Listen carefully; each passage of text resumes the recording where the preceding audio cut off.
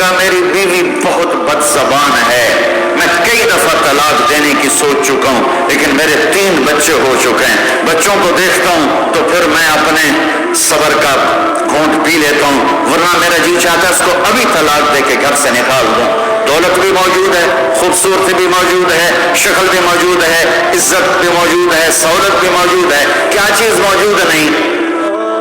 ایک خاتون مجھے ملنے آئی، ملانے والے نے مجھ سے کہا کہ اس کا خاوند کھربوں پتی، ارب پتی نہیں، کھرب پتی آدمی ہے، کھرب پتی پاکستان میں 2-4-10 آدمی ہیں۔ اس خاتون نے آ کر میرے سامنے بولنے سے پہلے ہی رونا شروع کر دیا، ورنہ پہلے کوئی عورت یا مرد آ کے دکھڑا سناتا پھر روتا ہے، وہ روئی پہلے اور بعد کہنے لگی مولانا صاحب مجھے لوگ بڑا خوش قسمت سمجھتے ہیں کہ میں بہت بڑے مالدار کی بیگم ہوں، لیکن میں لعنت بھیجتی ہوں اس کی دولت پر کہ اس کا رویہ ہی میرے ساتھ اچھا نہیں، تو میں ہیرے کے سیٹ کیا کروں، میں سونے چاندی کے سیٹ کیا کروں، میں یہ کروڑوں روپے کی گاڑی کو کیا کروں جب میرے خاوند کا رویہ ہی میرے ساتھ انسانوں والا نہیں ہے اور اس کے اخلاق اچھے نہیں ہیں، میں آگ لگا دوں اس ساری دھن دولت کو، مجھے محبت چاہیے، اخلاق چاہیے، وہ کوئی نہیں اس کے پاس۔ چند دن بعد دوسرا واقعہ سنا، ایک نوجوان بڑا خوبصورت، وہ بھی اسی طرح لیکن اتنا مالدار، کافی مالدار، وہ آ کے میرے پاس بیٹھ کے رونے لگا مولانا صاحب آپ میں کیا کروں، میری زندگی برباد ہوگی، میرا اتنا عالی شان گھر ہے، اتنی اچھی میری کمائی ہے، آمدنی ہے، لیکن میں کیا کروں، یہ اسی کے الفاظ بتانے لگا ہوں، میری بیوی کی زبان 20 فٹ لمبی ہے، میں کہا رکھ دی کتنے 20 فٹ چاہتے ہیں، میں اگر 19 فٹ کاٹ دے شاید کچھ کم بن جائے گا، کہ میری بیوی بہت بد زبان ہے، میں کئی دفعہ طلاق دینے کی سوچ چکا ہوں، لیکن میرے 3 بچے ہو چکے ہیں، بچوں کو دیکھتا ہوں تو پھر میں اپنے صبر کا گھونٹ پی لیتا ہوں، ورنہ میرا جی چاہتا ہے اس کو ابھی طلاق دے کے گھر سے نکال دوں۔ دولت بھی موجود ہے، خوبصورتی بھی موجود ہے، شکل بھی موجود ہے، عزت بھی موجود ہے، سہولت بھی موجود ہے، کیا چیز موجود نہیں؟ اخلاق موجود نہیں، حسن سلوک موجود نہیں، پیار محبت موجود نہیں۔ اب اپنے گھروں میں اگر خوشی دیکھنا چاہتے ہیں، ہر رشتے کو اگر آپ آباد کرنا چاہتے ہیں تو میرے نبی والی محبت دینا سیکھیں، میرے نبی والی محبت دینا سیکھیں، اپنے بچوں کو بھی، اپنی اولاد کو بھی، اپنے بہن بھائیوں کو، اپنے ماں باپ کو، ساس بہو کو، بہو ساس کو، سسر بہو کو، بہو سسر کو، بھائی بھائی کو، بہن بہن کو، اللہ کے واسطے برداشت کرنا سیکھو۔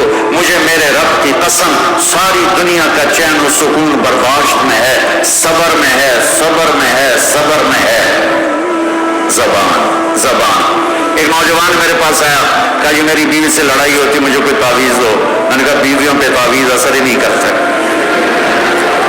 کہنے کا کیا کروں؟ میں نے کہا ایک عمل بتاتا ہوں، سنت عمل، کوئی 1-2 لقمے اپنے ہاتھ سے بیوی کو کھلا دیا کرو۔ کہنے لگا اس سے کیا ہوگا؟ میں نے کہا یہ تو تم دیکھو گے، پھر میں پوچھوں گا تم سے کیا ہوگا۔ میں نے کہا یہ سنت عمل ہے، اس سے محبت بڑھے گی۔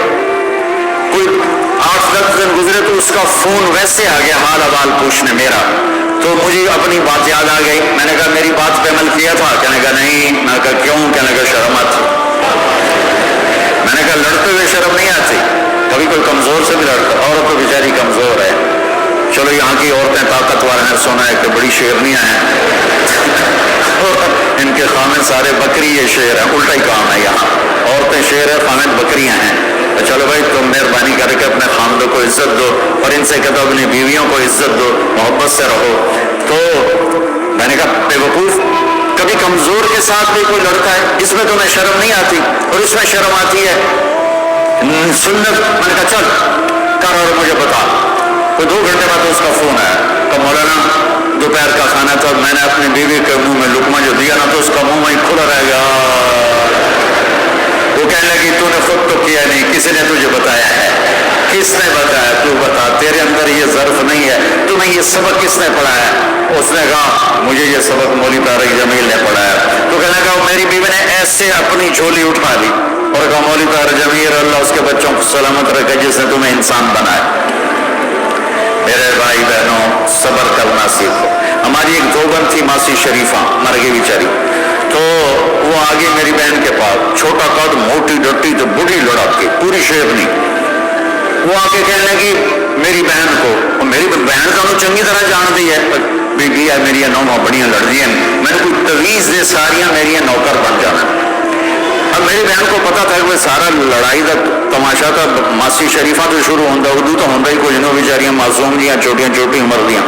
تو میری بہن نے ایک تعویذ بنایا اور اس کو یوں رول کر کے نا اس کو ماسی شریفہ ہوں جس سے تیری لڑائی ہوئے نا اس تعویذ تو چک مار کے بہ جانا ہے